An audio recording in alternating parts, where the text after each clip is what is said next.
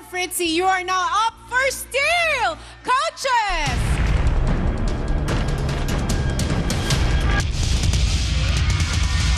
Oh, si Coach Sarah!